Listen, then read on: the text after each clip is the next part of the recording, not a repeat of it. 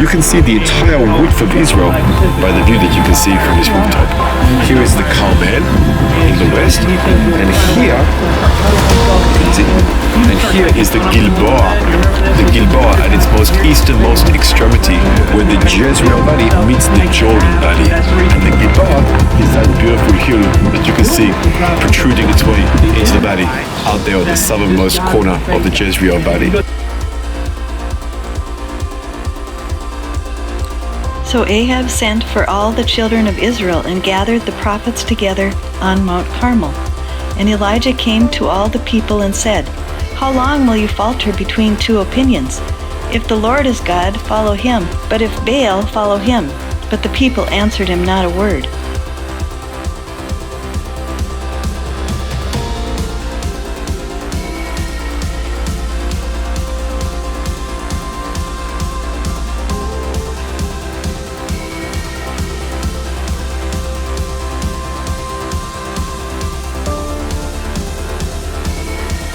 He went to Nazareth where he had been brought up, and on the Sabbath day he went into the synagogue, as was his custom. He stood up to read, and the scroll of the prophet Isaiah was handed to him. Unrolling it, he found the place where it is written, "The Spirit of the Lord is on me, because he has anointed me to proclaim good news to the poor. He has sent me to proclaim freedom for the prisoners and recovery of sight for the blind, to set the oppressed free, to proclaim the year of the Lord's favor." He began by saying to them, "Today the scripture is fulfilled in your hearing." "Truly I tell you," he continued, "no prophet is accepted in his hometown. I assure you that there were many widows in Israel in Elijah's time, when the sky was shut for 3.5 years, and there was a severe famine throughout the land. Yet Elijah was not sent to any of them, but to a widow in Zarephath, in the region of Sidon. And there were many in Israel with leprosy in the time of Elisha the prophet, yet not one of them was cleansed, only Naaman the Syrian." All the people in the synagogue were furious when they heard this. They got up, drove him out of town, and took him to the brow of the hill on which the town was built, in order to throw him off the cliff. But he walked right through the crowd and went on his way.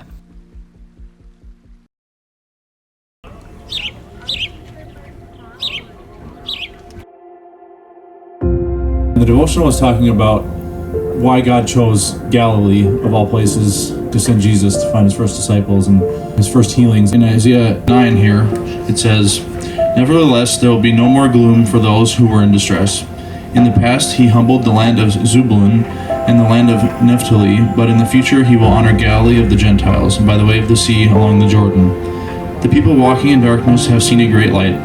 On those living in the land of the shadow of death, a light has dawned." I don't think God expects us to make sense out of our lives or what we do with them.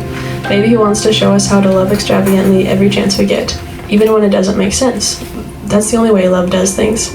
The miracle of this story isn't only how Jesus generated all the extra bread and fish. It's that Jesus didn't make just enough. He made what was more than enough just for everyone. Jesus' friends were ready to just cancel lunch. Love has a way of multiplying well past what we think is possible. Jesus is providing lunch today. He's not going to provide just enough. He'll provide more than enough. Don't just ask what you're hungry for, but what the people around you are hungry for as well.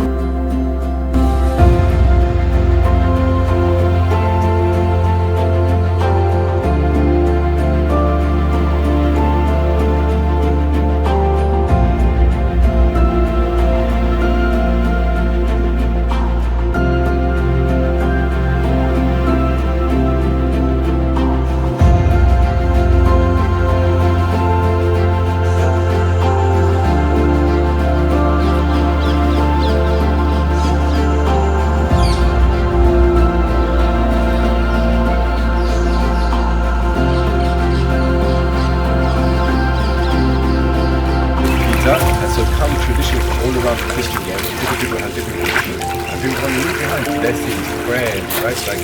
Like the Terra Santa, right? The Holy Land, yes, the land that has been put by Jesus.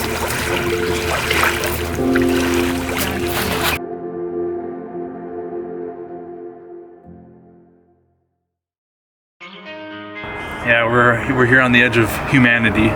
Too many days in the darkness, without a glimpse of the light. Running tired and broken and scared, but I swear I'll never give up the fight. I see you broken and beat,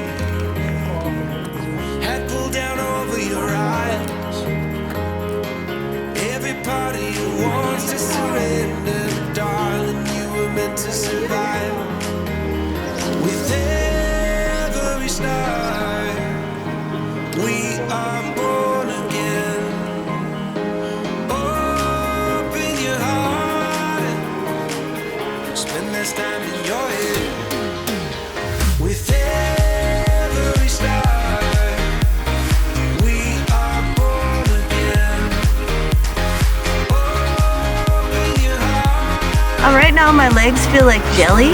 And when I stop, they kind of shake like this.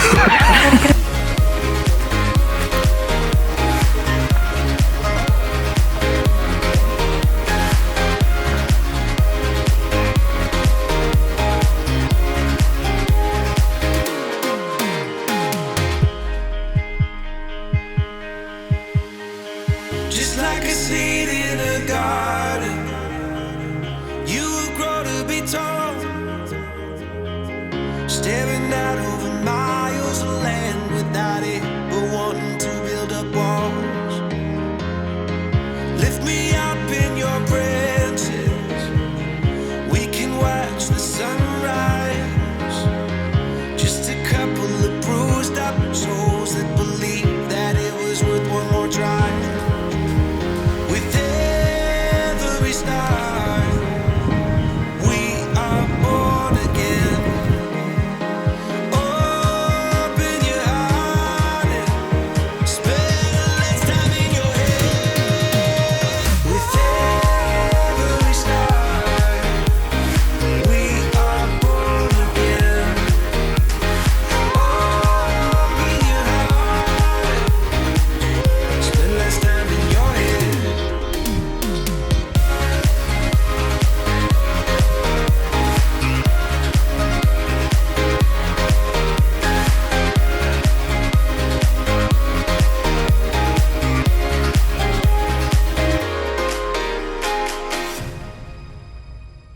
Who's excited to get baptized? Are you excited, Steph? Oh yeah.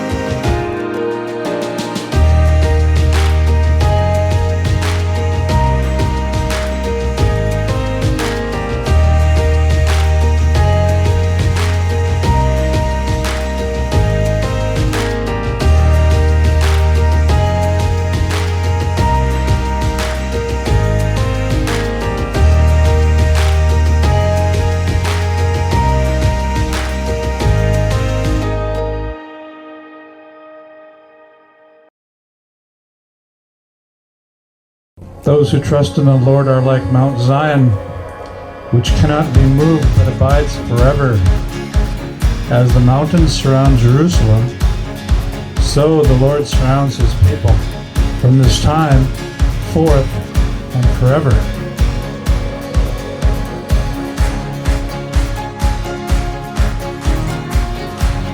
And from this ridge, maybe, is where Abraham is looking out and being shown to go to the land of Moriah for the site of the binding of Isaac, the same rock that is the rock of foundation of the world, the same rock that is the rock that Adam comes out of, the same rock that is the rock that one day would be the binding of Isaac and the sacrifices that would be given to the God of Israel in the temple of the God of Israel. That's the same rock that you can see that is decorated with that golden dome over there.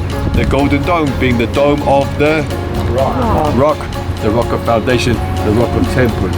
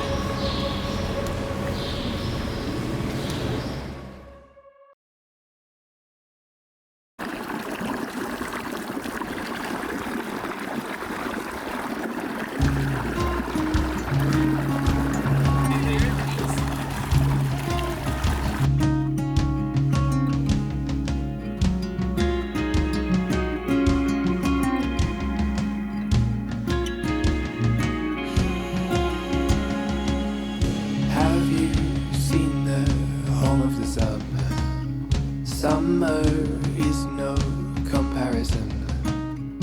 Breathing deeply, sun on your skin. Sleeping at last, peaceful living.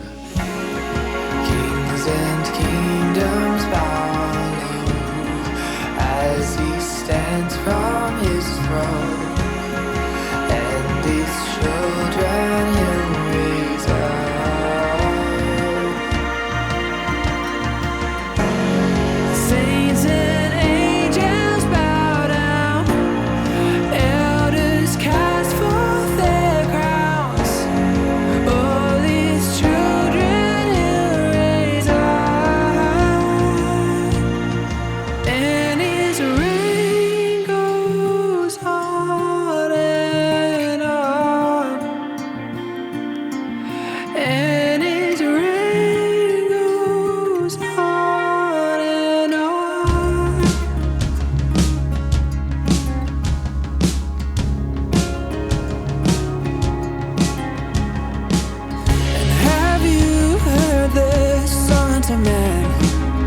Mountains singing, trees clap their hands.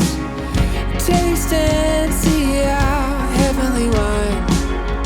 Feast and dream with all humankind.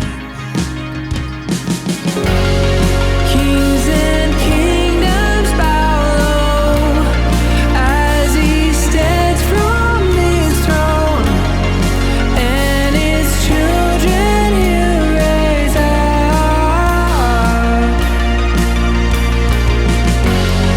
Saints and angels bow down. Elders cast forth their crowns.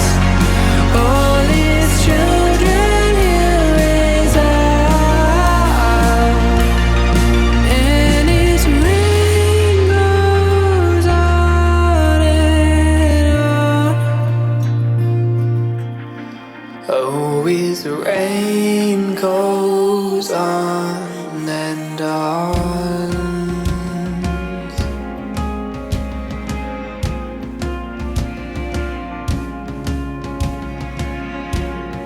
Creation made anew, bride accrued by her groom. Earth restored as kingdom come. Kingdom come.